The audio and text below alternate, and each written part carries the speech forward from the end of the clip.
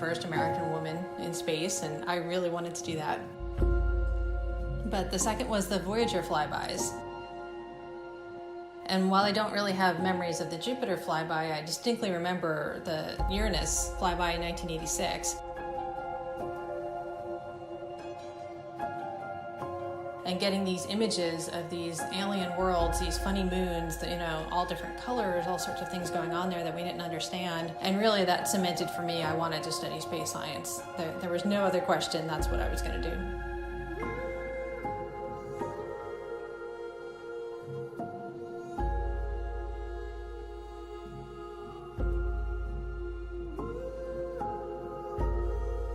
So as a planetary scientist, I study the planets in our solar system, primarily the outer planets, and I'm interested in their atmospheres and how they work and what they can teach us as a laboratory for atmospheres all over the place, including the Earth.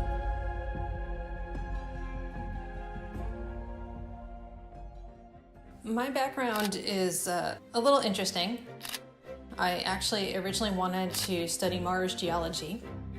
But when I started my graduate school career, I had an opportunity to work on Jupiter data, particularly with Hubble, calibrating some of the early images before Hubble had its corrective optics, right before the Shoemaker-Levy 9 comet impacts into Jupiter. And then we had this great encounter where we had all these commentary pieces hitting in, but it was a new camera on Hubble after the corrective optics. So, wow, all these great new images. And I kind of got sold into, this is really what I want to do, study the atmospheres of planets. Hubble Space Telescope's been looking at Jupiter for the past 25 years, and this particular image taken just a few days ago, we can see the dynamic cloud bands, all the swirling clouds and colors on Jupiter, of course, and the Great Red Spot. But we also see wave features and smaller storms in the atmosphere, so we're learning a lot about Jupiter's weather, basically, by doing these Hubble observations.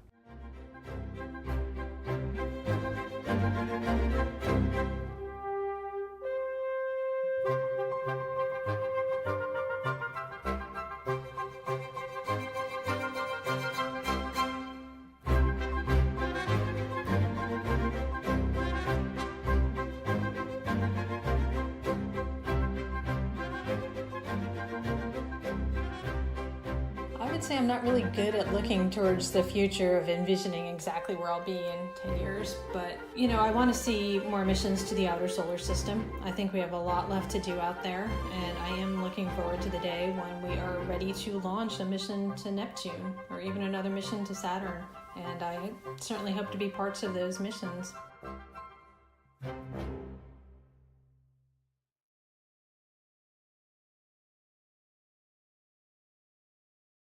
He studied comets, but sometimes when he'd go out and look up, he'd catch these fuzzy images. And so he decided to categorize them and make a list so that he would never be distracted by them ever again. Thus began the Messier catalog. Hubble just today released its own album full of Messier objects taken by the Space Telescope, and we're going to talk about them here today with you. Make sure to send in your questions and we'll answer them at the end of the show.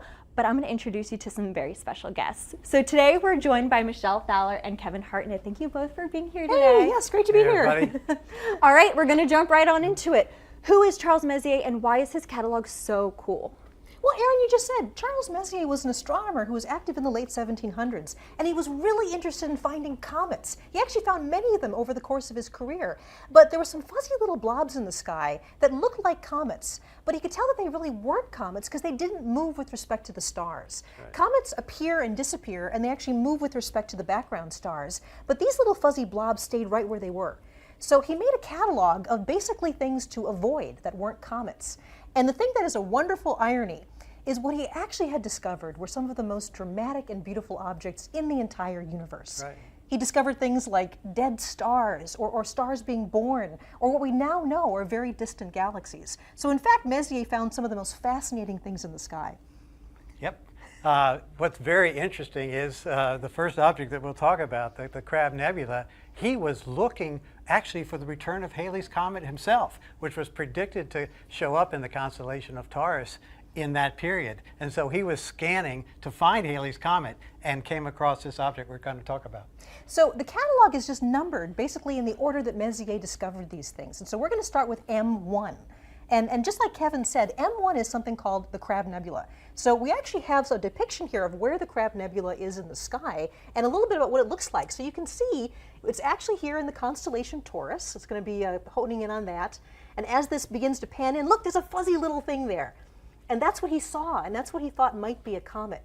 But as we pan into it even more, you see that there's wonderful dramatic structure. And what this turns out to be is an exploded star. It's what we call a supernova remnant. So there was a star long ago that exploded, and it actually spread its material over hundreds and hundreds of light years. And in the middle, there's the dead core of a star called a neutron star. Neutron stars are amazing. They have the density of Mount Everest pushed into every teaspoonful of material. And they actually rotate hundreds of times a second. And I remember that you actually knew what year this star exploded. Yes, so historians have figured out that this is associated with the Chinese sighting of a guest star, they called it, that was visible, so bright it could be seen during the daytime, and that was 1054. So we're very sure when this star actually exploded. Now, Kevin is an amazing amateur astronomer. He actually takes pictures of these objects with his own telescope. So should we go to some of the images that you've taken yourself?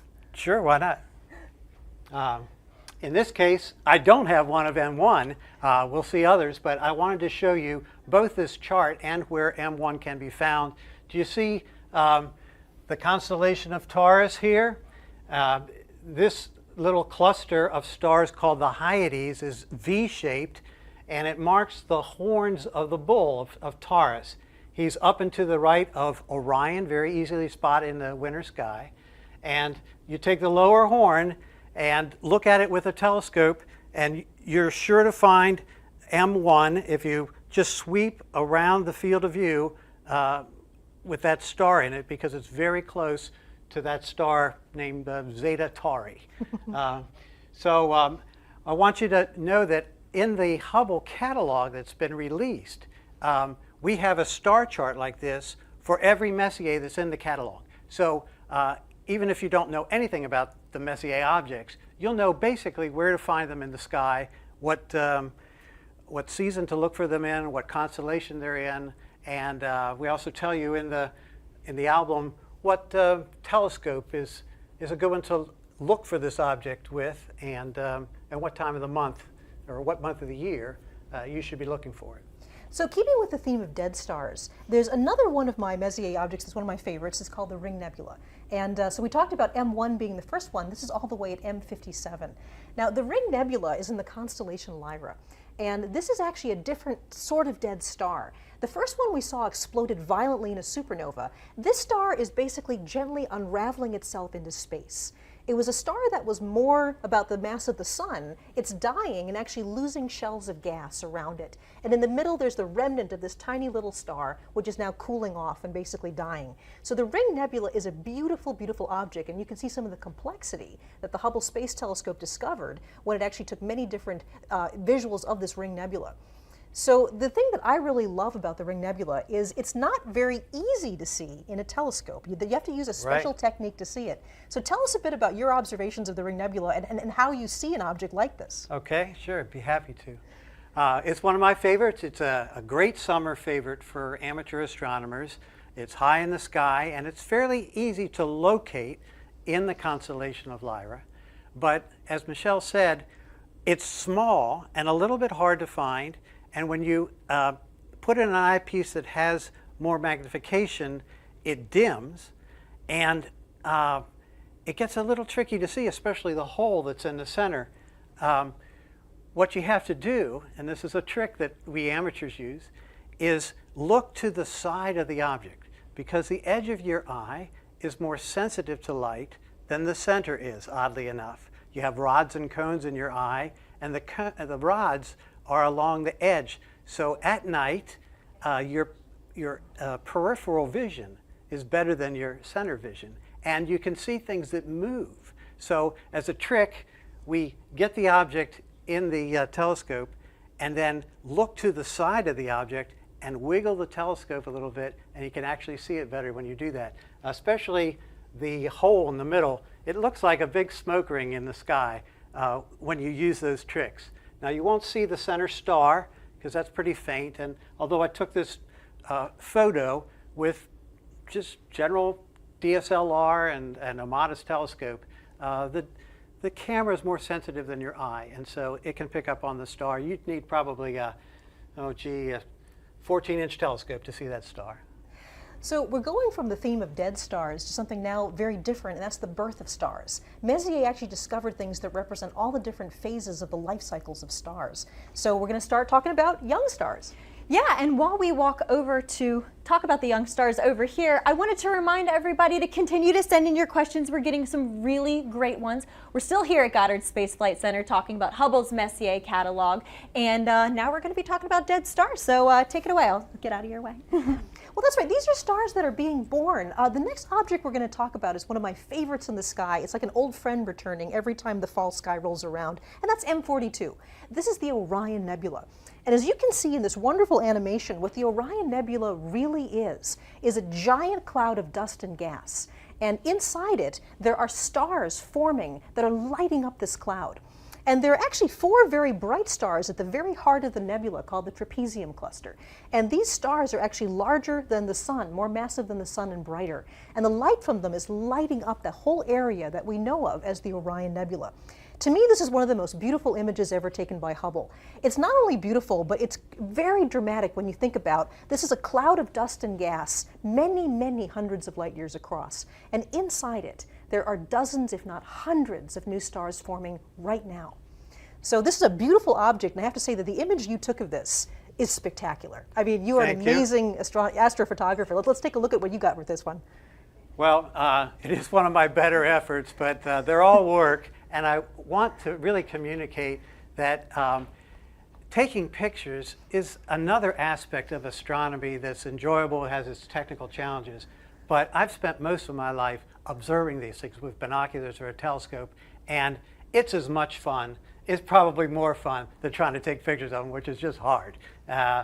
So here you see an image of Orion Nebula, and I want to point out the contrast between this one and this one. It took Hubble about 500 different pointings, mosaics, stitched together to form this image. Because Hubble zooms in, it has such high magnification, it zooms into a smaller part of the object. This could all fit in the field of view of my telescope. When you're looking at this object just with a telescope and not worried about taking pictures, you want to look for it beneath the 3 stars that form Orion's belt, the sheath for his sword, if you will. Right in that area, from a dark spot, you can see a faint cloud. And put a telescope on it, and you can see there, right there is an image of where M42 is. Again, this is on our website, so you can find these for all the Messier objects there. But you put a telescope on it, and you can see this trapezium, 4 little stars in a trapezoid shape, and enjoy the dark and light and bands of this nebula. It's truly spectacular. Messier actually found a number of examples of young stars. In the case of the Orion Nebula, the stars are still forming in this cloud of dust and gas. But then there are other stars that are a little farther along that have actually moved out of the clouds they were born in. And in many cases, just the radiation and also the particle winds coming off these bright young stars blows away the cloud. And so the next thing we're going to is an example of a young cluster of stars. Stars that have all formed probably in the last at least tens of millions of years. It doesn't sound very young to us, but for stars that they are. And this is a cluster called the Pleiades. And the Pleiades is a wonderful thing to see in the autumn and winter sky. It always is wonderful for me because I know that wonderful, beautiful autumn sky is rolling around. These images look very different. So here's the image that you took of this young cluster of stars. And in fact, the Hubble image is it's so much resolution and so much focus, it's only a tiny part of your image here. Right. So compare the Hubble image that we have here with what you were able to see with the Pleiades. So it's a very tiny portion. The Pleiades is a naked eye object, and it's somewhat like 3 or 4 times the size of the full moon. So it's very big on the sky. This image taken by Hubble of part of the gas and dust surrounding these stars is right in between this bright star called Meropa and these 2 little stars next to it. So it's a very, very tiny portion of the actual Pleiades. Pleiades is also known as the Seven Sisters. A lot of people mistake it for the Little Dipper because it has this dipper shape.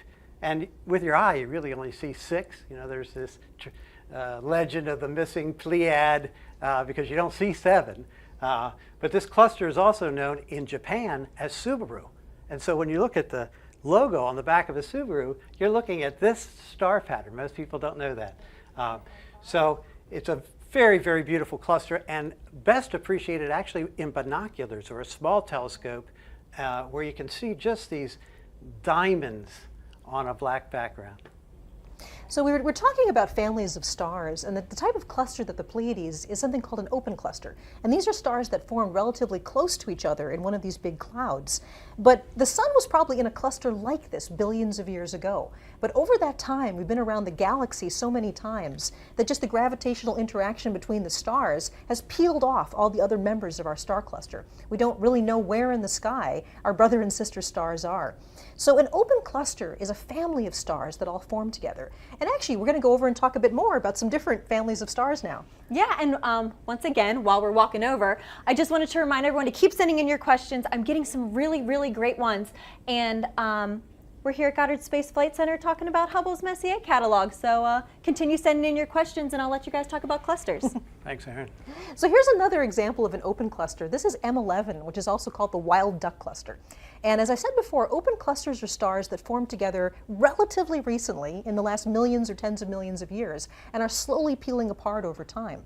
So this is another one that you have a very different image. Hubble is taking sort of a picture here of the heart of this cluster, and then you have a picture of the larger cluster so people can see that. Right. Neither one of them look much like a wild duck, do they? But if you had a small telescope or a pair of binoculars and looked at this object, which is in the summer sky in the Milky Way, you will see a V-shaped grouping of stars. The brighter stars are V-shaped and reminded the early observers of a flight of ducks or geese that are characteristically, you know, flying in a V.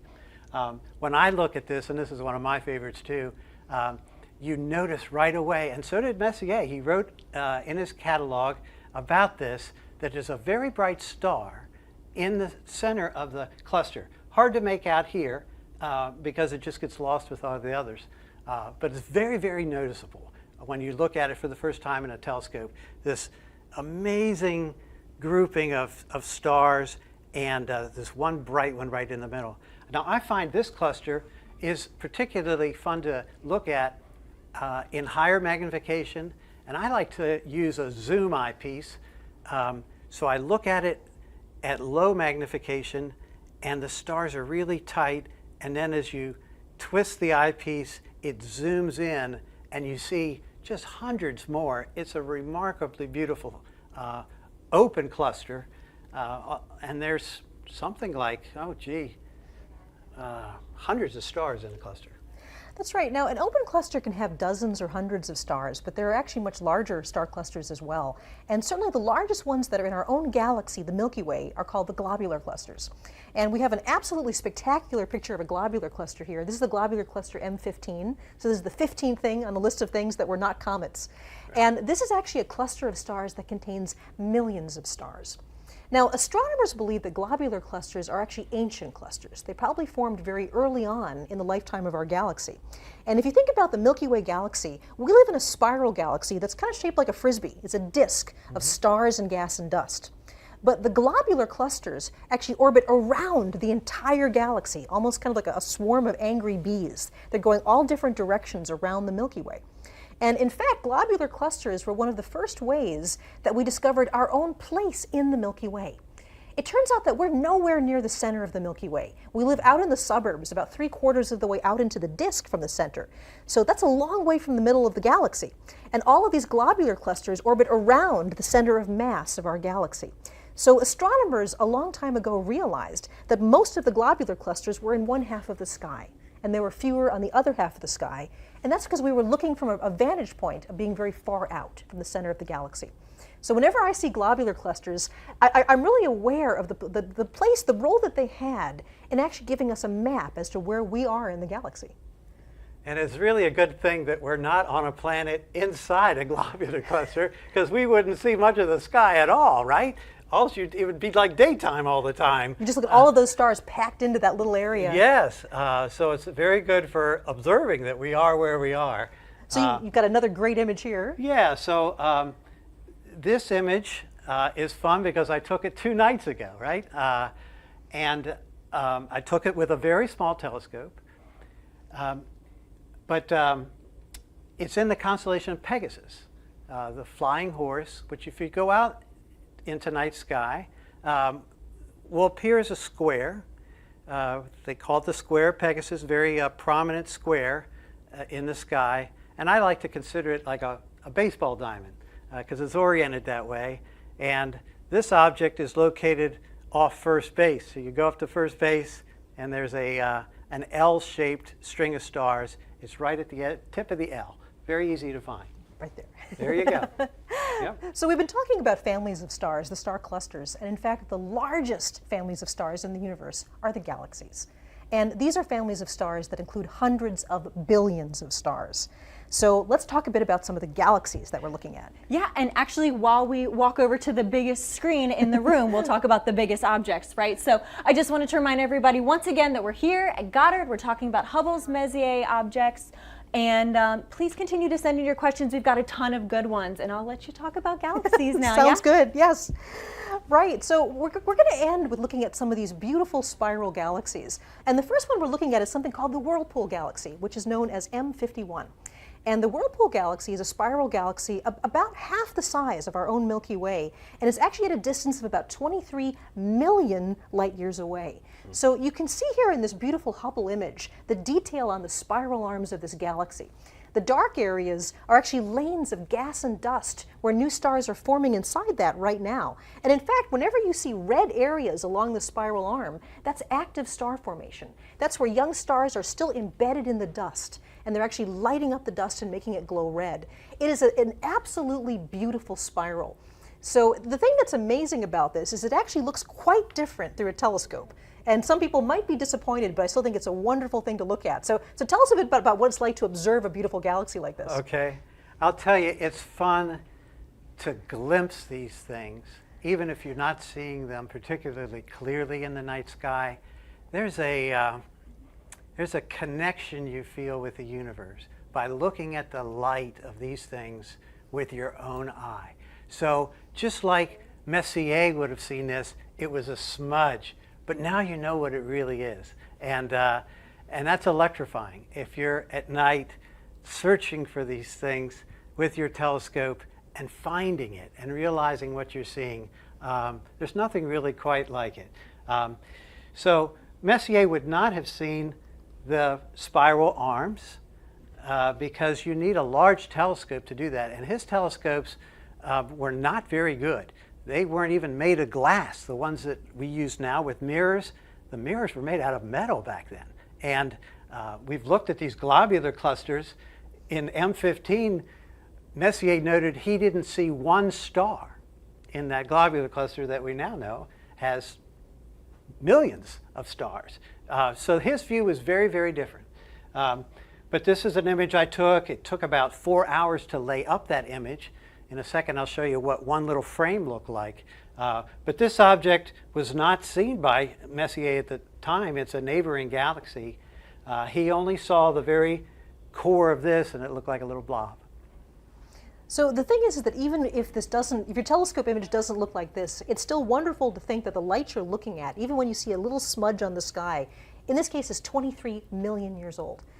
23 million light years away means the light took that long to get to us. So when you see this beautiful galaxy as just a smudge in the sky, that light left long before there were humans on the Earth. So you mentioned you're going to show us. So this is what you might see through even a large telescope. Yeah, well, this is taken through an 8-inch diameter telescope, and it took, I'm trying to remember now, about 3 minutes or 4 minutes to lay up this particular image. And you see you get all the light pollution, right? The sky glow in the background too. And the trick that amateurs use is to stack all these up, line them all up. And so I took, 4 hours of 3-minute exposures, and you can get software free off the web now to align them all and stack them up, and then you learn some about processing. Honestly, although I don't want you to think that you're going to see these marvelous images, the pictures like from Hubble or even my telescope, by looking through the eyepiece. It is encouraging, or it should be encouraging to you, that I've only been at astrophotography for maybe 4 years with a digital camera, and so you can learn very quickly. There's a lot of resources on the web, but start with the Hubble site. You can find out where the Messiers are in the sky, and what instrument to use to look at them. And once you get more familiar with the sky, like I've done over many years, then dabble in astrophotography. So we're going to wrap up our catalog of the Messier objects with one of the most beautiful things in the sky called the Andromeda Galaxy, and this is M31. And I have to say, Kevin, this is your image. This is absolutely spectacular. The Andromeda Galaxy is a galaxy very much like the Milky Way. It's at a distance of a little bit more than 2 million light years away. And the thing that's amazing about the Andromeda Galaxy is that edge to edge, this is as large on the sky as 3 full moons. Think about lining 3 full moons up across that galaxy. So at night when this thing is up, there's this giant galaxy actually covering a fairly large part of our sky. But the reason you don't see it is it's very faint. And in fact, Messier could only see the very, very central part of the galaxy. But there's other objects in here as well that Messier saw in this gorgeous image you took. So tell us about that. Well, would that we all had eyes to see this thing in the sky, hanging there in the autumn sky, as big as 6 full moons across, right? It's just an amazingly big object, but it's faint because it's a long way away. So when you look at this in a telescope or with binoculars, in fact, you can see this object with the naked eye from a dark place. You're really only seeing the very bright core. But that's what you'll see in a scope or binoculars. Very fun to see. I remember dragging my whole family out when I was maybe 15, and it was in the winter. And I said, now that I found it, you have to see it. So it was like 20 degrees outside. Drag all my sisters out to see this thing because it's a classic. It's very spectacular. This object, Messier also found, probably within the same night that he looked at M31. This is called M32. Again, very easy to see because it's so close to M31. And it looks like a slightly out of focus star. A little harder to see is this one down here, a companion galaxy, now known as M110. And you have to use that little trick I mentioned earlier, looking to the side of M110 to see it more clearly. I like to take people out and show them Andromeda through the telescope, because it's very easy to see this, a little harder to see this, and they have to really work to see M110. So it's a great learning experience. So going to the Hubble image of Andromeda, this is something that's kind of mind-blowing. Hubble is so powerful, it can actually see the individual stars in this galaxy 2 million light years away. Now, this galaxy contains hundreds of billions of stars. And when you look at this image, there's kind of a graininess to the image, and that's real. These are all individual stars that Hubble can pick out. Now, the amazing thing is it took Hubble over 400 different pointings to stitch together this giant mosaic of Andromeda. And in fact, Hubble only had the time to image about 1/3 of the galaxy. So think about that. More than 400 Hubble images all put together in a mosaic to cover just about 1/3 of the Andromeda galaxy. So it's an amazing thing to see and an incredible Messier object. So hopefully in talking about these wonderful objects you can see in the sky, things like dead stars, stars being born, galaxies, star clusters, you might want to go out and actually look at them yourself. And this is where Kevin is the expert. He's going to talk to you a bit about what you can do to actually go out and make your own Messier catalog. So you've brought some telescopes here. Let's go over here and take a look at this. So I should probably start here. Because from a dark sky, you can see most of the Messier objects with a good pair of binoculars. From the Washington, D.C. area, maybe a quarter of them. But if you're out in a dark spot, you can see many of these. So get yourself a star chart like this and find them, or use the star charts that are on the Hubble site, and you'll know where to look.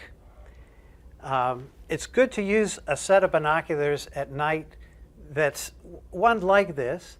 This is a 10 by 50. 10 is the magnification, 50 is the size in millimeters of the glass up front. Most of us have 7 by 35s at home, and they're great for terrestrial viewing, looking at things in the yard or whatever. But you want a little more power, and you want to gather more light because the stars are faint. So you want this lens to be as big as you can hold steady. That's the other caveat, right? So if you get too heavy a binocular, you can't hold it steady and you won't get a very good view. So just two other representative scopes. You might be fascinated to know that the beautiful picture of Andromeda that I took and the one of the Pleiades was taken with a scope almost exactly this size. It wasn't this particular one, but I had it mounted on the back of a larger scope and a more expensive mount that was tracking the stars because, again, had to lay up these time exposures. But you can enjoy the Pleiades and the Orion Nebula and M31 all as beautiful objects in a scope this size. Our website says for each individual object, it's best seen or can be seen with a large, medium, or small telescope. This is what we mean by small, up to 3 or 4 inches. Medium would be more in the class of a 6 to, say, 10-inch diameter telescope. The size of the lens, again, is the size of the, it's what's collecting the light. So think of it as your eyeball. Imagine your eyeball being 8 inches wide. You collect a lot more light. And then larger scopes, which didn't have room on set to bring in here, can be 10, 12, 16. Some amateurs have 20-inch telescopes, great big things. But they get obviously difficult to move around. Each has their own price range and pros and cons. Read up on a website that describes telescopes before buying one. And really, I recommend learning your constellations, finding the Messier objects with a binocular, and then stepping up as your interest continues. Here's a zoom eyepiece that I was mentioning before. So you just twist it and it magnifies, so you don't have to keep reaching for different eyepieces. If you do want to do that, there's many different types, and it just makes it easier. I find it easier to just zoom in. Interestingly, Charles Messier, he looked through about every telescope he could get his hands on, and they weren't very good. And they didn't have eyepieces. The eyepieces they had weren't replaceable, I should say. They were a fixed magnification. So interesting difference. Before we go on to some questions from the audience, actually the question I have for you is how many Messier objects have you personally seen? Oh boy. Yeah, so I've seen just about all of them. We didn't talk about it tonight, but there's a large group of galaxies in the constellation Como Berenices, off the tail of Leo and next to Virgo, where there are just literally scores of galaxies. Some of them are Messier objects, many of them are not. They didn't make his list. So I've looked at that cluster, and when you look through the field of view, you might see 2 or 3 Messier objects, but 2 or 3 that are almost as bright that he missed somehow. And so I've seen them all. I haven't cataloged them all, but I'm starting to do that afresh now. It's kind of a bucket list thing for me. If you write down the day and time and scope that you use and some details about the sky, and send that log to the Astronomical League, you can get a certificate, which is really cool. Say you've seen all the Messier objects. So I'm now logging them all. I've probably seen them all, but I didn't log them all. Well, excellent. So, I think before we go, we have some time for questions. Yeah, we do, and it seems like we have a couple Messier collection hopefuls in here. We have one question asking, what is the best kind of telescope for a beginner? While we're over here, we might as well start with the telescope questions, yeah? Yeah, so the best answer I've heard to that question is one that you will use, okay? So it can't be too heavy, it can't be too complicated, it can't be too expensive, right, if you're just a beginner, because you want to get your feet wet, right? And realize, hey, I really can find things and enjoy them, and then move up from there. So I find ones that have this style of mount helpful. It's called azimuth and elevation, and so it's very intuitive to just swing it around and bring it up and look for your object in one of these types of telescopes. So I I think this is a good choice, not maybe this big, but an azimuth elevation kind of mount on the telescope. And then similar, we got a different question from someone else asking what are the best kind of binoculars for backyard astronomy? Yeah, well, again, I would say shoot for something that's like a 10 by 50, like these, and not too heavy. If you get much heavier than this, they sell stands that you can put them on, but you'll want something to steady them. So I think a 10 by 50 is a pretty good size for most places. That's always my problem. Is I love using binoculars, but it's hard to keep them steady in your hands. So people have techniques like, you know, resting your knees on your elbows on your knees and steadying Right. that way, or actually going up against a wall. That's one of the harder things, is learning to steady the image. Right. Speaking of images, maybe we'll come out here so we can see some more of these images in the background while we take a few more questions. Watch your step. Kelly wants to know what causes new stars to move away from the cloud that they were born in? Well, there's a lot of reasons for this. I mean, there's actually intrinsic movement of the stars, that when stars form, they actually pick up angular momentum. They begin to spin, and the clusters of stars spin in different ways too. And over time, this can actually spin some of the stars out of the cluster entirely. But the other thing to remember is that star clusters never live just by themselves. We go around the galaxy. Right now, we're actually flying around the center of the Milky Way galaxy at about 500,000 miles an hour. Good thing we don't actually feel that. Right. And as the sun moves around the galaxy, it has very gentle gravitational encounters with other stars. Over billions of years, over many passes around the galaxy, this actually spreads the cluster out. And so we've actually left probably some of our sister stars way on the other side of the galaxy. The star formed right near us, but now it's 100,000 light years away. And that's just the regular gravitational attraction of the different stars as we move through the galaxy. Great. It seems like these clusters kind of resonated with people. Someone else wanted to know, how far away are stars in a cluster? Oh, now that's a very interesting question. I don't have an exact number for some of the clusters that we've been showing you, but as Kevin mentioned, if you were in a globular cluster, if you were actually in a planet around a star, or in the heart of a globular cluster, the night sky would be brilliantly bright. So the closest star to us is about 4 light years away. And in the heart of a globular cluster, it'd be a lot closer than that. I don't have an exact number, but I do know the night sky would look a lot different.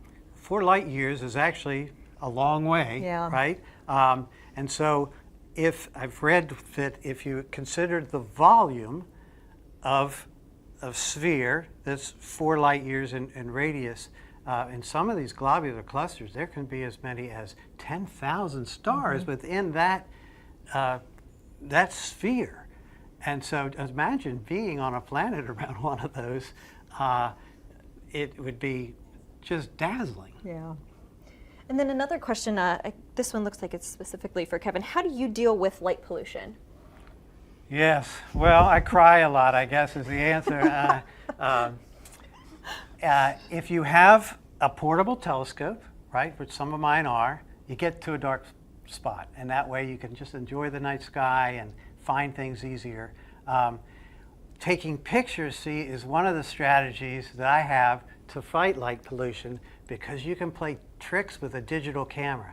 Digital camera is very, very sensitive, if you've seen in these images. And so you could play these tricks about stacking up photos and processing them and get these amazing results. I live north of Washington, D.C., where it's very, very bright. And yet you can play these tricks with a digital camera. Some of the same tricks Hubble plays, actually. Taking an image and then basically covering the shutter and putting a black cover on the telescope and taking another image. You say, why would you do that? You record the noise in the camera, and then there's software that you can use to subtract off the noise. And so this is a way to fight light pollution.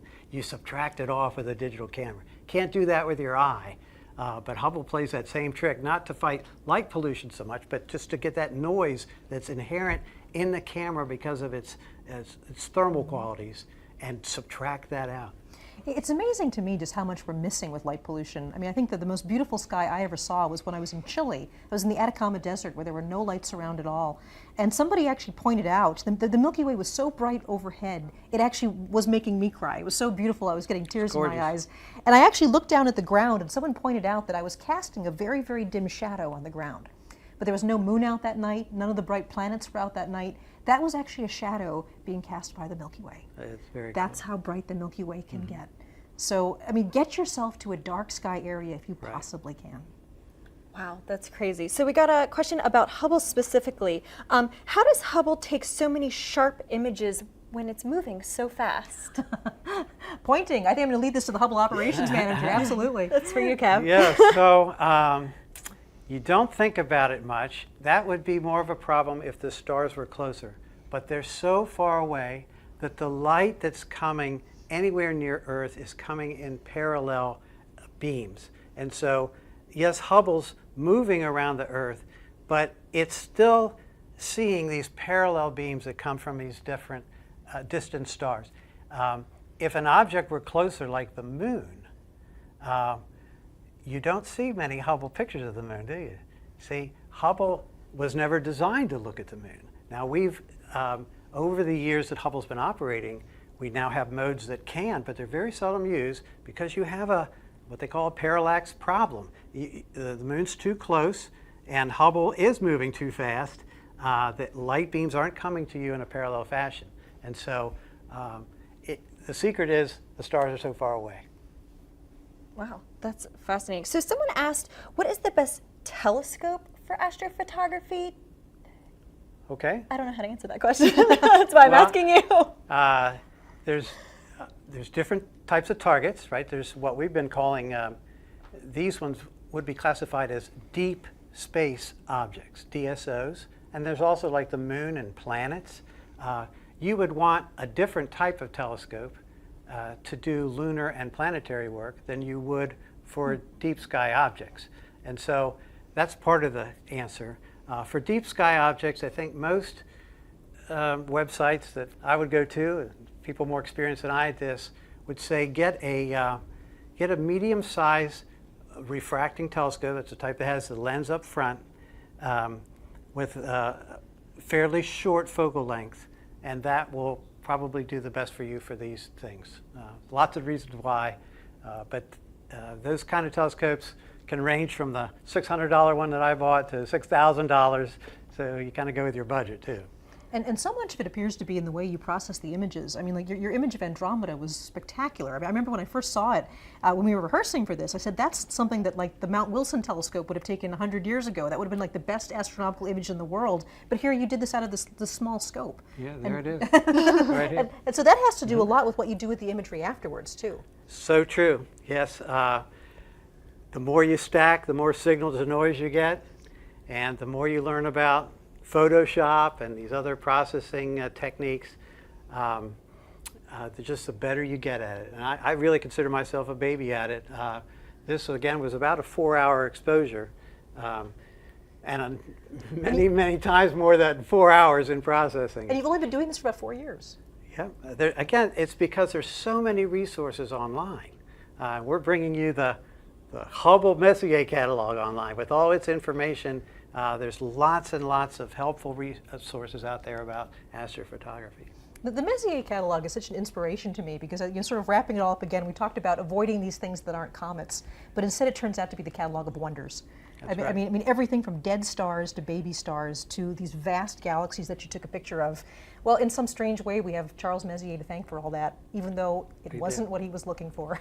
Yes, he found 13 comets on his own, remarkable for the instruments he had, and operating from the center of Paris. Can you imagine it? In an observatory there.